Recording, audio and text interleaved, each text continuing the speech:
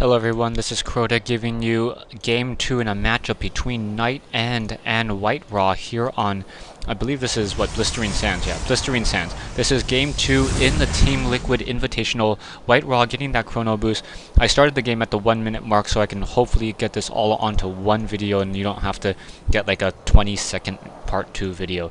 Taking a look back over here, WhiteRa pretty much doing a standard opening and NightEnd pretty much doing a standard opening. I don't see any cheese or any proxy gateways down.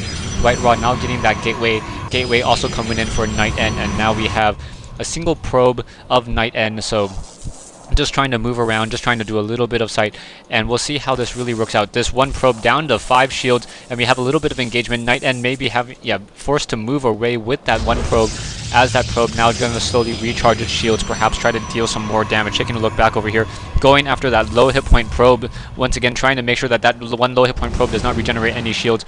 Coming back, we have WhiteRa now moving in with that probe, going to be heading up that ramp and then trying to do some scouting. We do in fact have early gas, a secondary pylon now being placed down, trying to see if it distinguishes any difference than WhiteRa. WhiteRa just really using that probe very well. That single probe has still on full shield, zero kills, but still probably a very major annoyance to WhiteRa at this stage in the game. Now NightEnd going after WhiteRa's probe once again, pulling back away, not able to really get anything off. WhiteRa still not producing any zealots out of that gateway yet. Cybernetics core now coming into play while NightEnd is getting a secondary gateway. We'll see how that really works, whether or not a dual gateway versus a cybernetics core gateway, what opening is better in a Protoss versus Protoss matchup.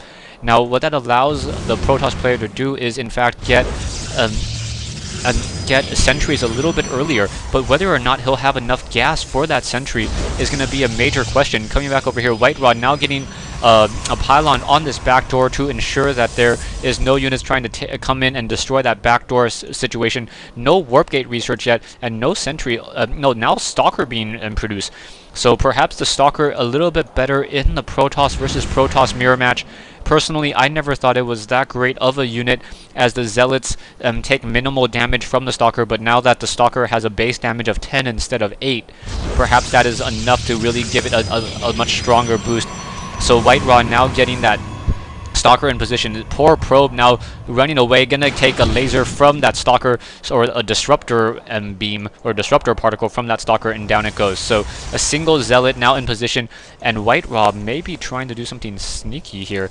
Is he gonna be trying to do a probe and a proxy pylon, or no, not doing a proxy pylon, and will not be trying to do any warp in abilities here. NightEnd wanting to make sure that there is not in fact any pylons in that position. So once again pulling back out, taking a look, NightEnd just moving around with those zealots and trying to see what exactly he can see. Taking a look, we do in fact have that warp gate research being upgraded, and now we have sentries being produced by NightEnd. So sentries by NightEnd with zealots against a single Stalker, 2 zealots. Is this going to be quadruple? Oh no, robotics facility in a Terran, in a Protoss versus Protoss matchup.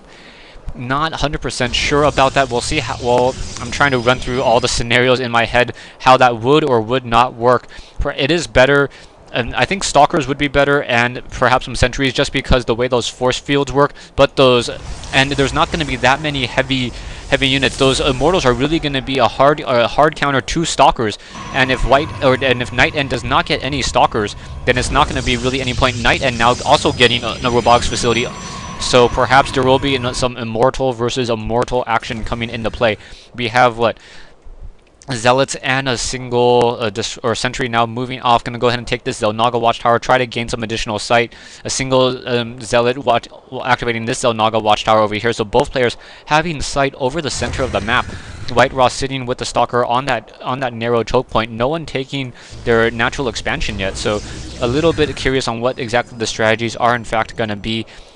Zealots and that sentry once again moving back, so both players just trying to test the waters. Taking a look at the army sizes, pretty much exactly even, 45 over 50, 45 over 50.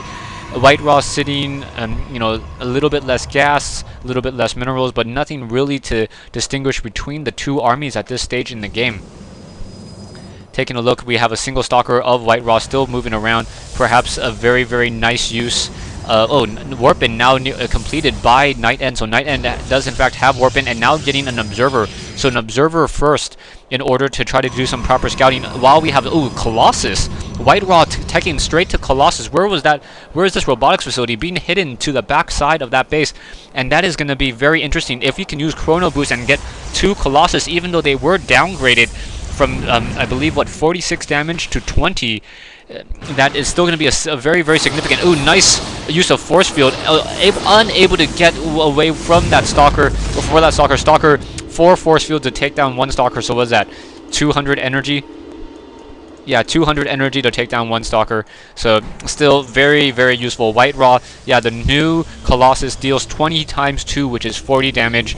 And we'll see how this works. WhiteRa, however, NightEnd sees that there is a Colossus on this front door and knows not to be pushing anytime soon. Perhaps we'll see some Immortals. Immortals a good counter to Colossus, as that Immortal will be doing 50 damage a shot, while the Colossus will only be doing 20 damage per round. A Chrono Boost being used on those 3 warp gates in order to speed up the cooldown. So the cooldown now completed, unless he starts warping in units once again. There he goes.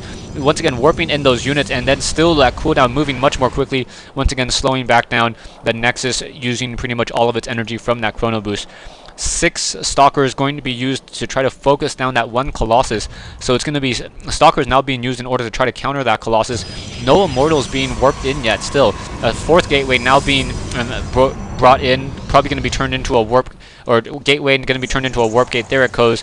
I do not see any forges, but we do in fact have Blink being researched. So NightEnd using Blink to try to minimize the amount of distance between the Colossus and the Stalkers. We'll see how that works out, because that actually I want to see NightEnd's Blink micro, seeing how he's going to be using that. Perhaps he'll be able to blink to this high ground and start taking down these units, get some distance from those Zealots, and then focus down those Colossi.